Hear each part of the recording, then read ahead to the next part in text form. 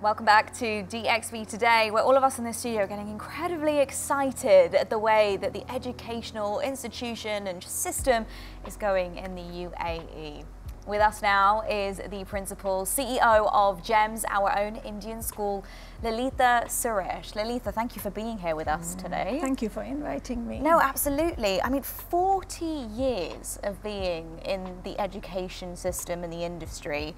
First and foremost, I mean, where did it start? Where are you today? And how have you seen it change and transform over the years? Thank you. 40 years has been an incredible experience. I started off my teaching career in Mumbai, but very soon I came into GEMS education, and for the last 36 years I have been with GEMS education. I started as a teacher, but I've grown to be a principal and now the brand ambassador of our own schools. So in my own school, I have over 3,700 students. Wow. And mostly from the Indian community, and we meet the educational aspirations of the Indian diaspora. Now, what makes us very unique is we are a legacy school. The school has been in existence over 35 years. However, we adapt the changes that are required by changing the curriculum. So the curriculum, even though we follow the CBSE curriculum, it's not the traditional CBSE curriculum. So we have adapted it to the needs of the changing societies, what is it needs. So we have introduced STEAM curriculum right from grade 1 upwards. They have STEAM curriculum. Our teachers follow the personalized learning strategies in the classrooms. So right in kindergarten, the children actually have playlists and they can make a choice of what is it that I want to do today, and they highlight it. This is what I have done, and this is what I will do tomorrow. So they have complete flexibility in going through the curriculum. Wow. So, and towards the end of the unit, a teacher would assess whether the child has completed all parts of the curriculum.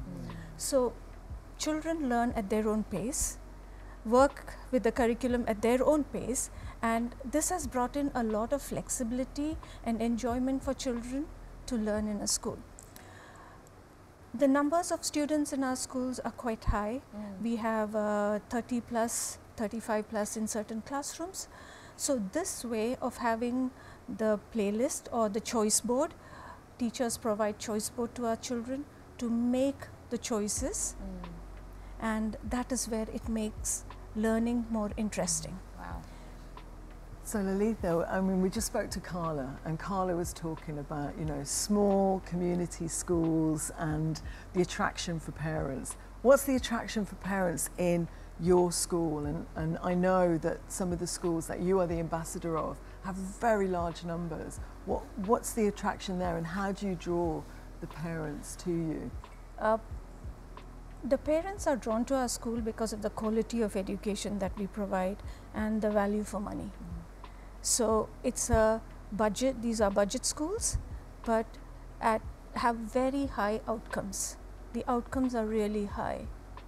So if we do an assessment on reading, like the NGRT assessments, the fluent readers are very high, over 90%. And parents want outcomes. Most of the Indian parent wants outcome.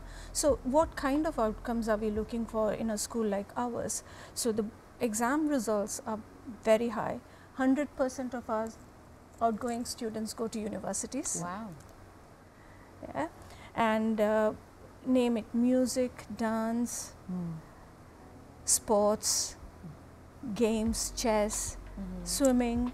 They are experts in everything. So how is it that we provide it within that capacity of the school, within the capacity of the school?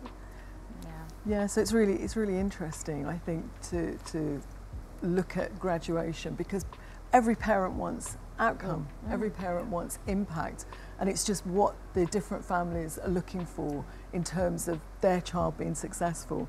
So I think in June in iAcademy we had 140 graduates going off to equal amount of universities around the world, and so it's possible in different locations and environments, and whether that's virtually or face-to-face, whether it's in a small school or a big school, we're seeing that success in our communities in Dubai, and I think it's something to be celebrated, actually. Yeah. And it's not a traditional school as well. So in the senior classes, we actually cross-stream. So children are able to choose subjects of their choice, and this enables them to go to universities, and they're not fixed with a particular subject. So they would learn one science, maybe a humanities, and we see this kind of children choosing different kinds of subjects to keep their options open for universities. And that's making it very interesting for them, and you know, getting that kind of outcomes as well.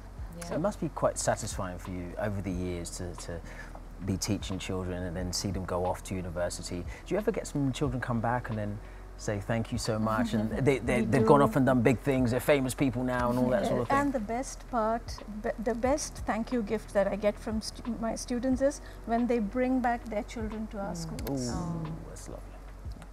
And there are many students who want to come back as teachers as well. Wow. So we do have that kind of a relationship, and you know, getting into our schools can be quite tough because we are full always, but we have special provisions for children of our alumni. That's amazing. Lalitha, I know that GEM's school has become a household name now. A lot of different nationalities are joining. Emiratis are coming into your schools now. How do you adapt the curriculum to include those diverse kind of nationalities, especially when it comes to like languages, and then of course other things like AI and other classes that are more advanced and more adaptable to this generation of schoolgoers? So we do offer French. We do offer Arabic as a subject, not the ministry Arabic, but we also offer the CBSE Arabic in the senior classes. So we do have other languages that we offer to our children. And talking about AI, our children are adept in coding. You know, Indian children are always adept at coding, and because STEAM is a subject in the right from the lower classes, they have made multiple programs. Let me give you an example. My school, we also have these vertical gardens, and we have grown fruits and vegetables within the school campus, and it's a community project. So we have staff, we have students, we have parents coming in to ensure that the plants are grown well. And last year we had 100,000 kilograms of fruits and vegetables. Wow. Okay.